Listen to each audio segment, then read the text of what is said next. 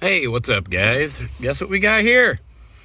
GPS tracker on the Taurus that I got from a tow auction. Gonna get this guy removed here.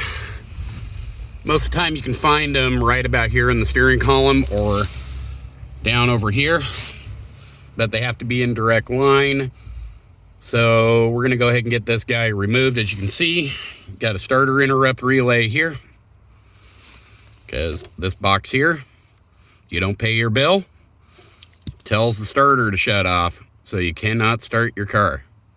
All right, guys, we're gonna get this removed.